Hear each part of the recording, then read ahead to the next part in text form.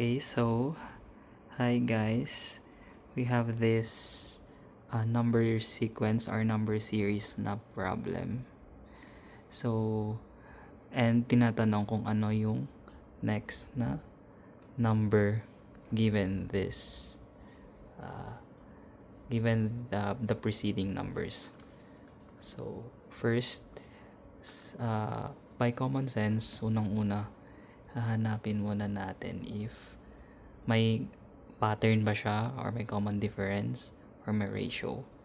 But in our case, wala, diba? So, 3, 5, 15, 41. Parang walang common. Parang random nyo lang. So, yung gagawin natin dyan, yung first approach lagi for a number series or sequence is kukunin yung difference. So, example, eto. This is 2. This is 10. This is 26. And check natin kung may pattern ba yung difference or wala. So, here, wala pa rin siyang pattern. So, magko-continue lang tayo kukunin yung difference. Ayan. Ito parang may pattern na siya. 8. Nag-double lang. So, ayan. Kukunin ulit natin yung difference. Ayan. So, it means yung next na what do you call this?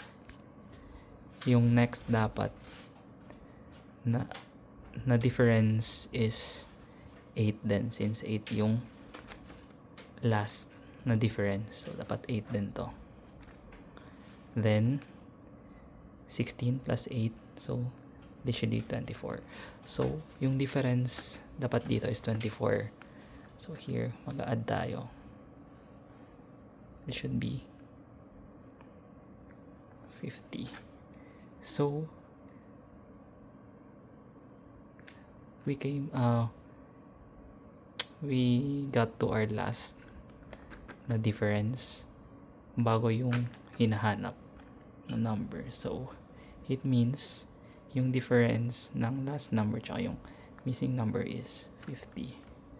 So, this should be 41 plus 50, 91.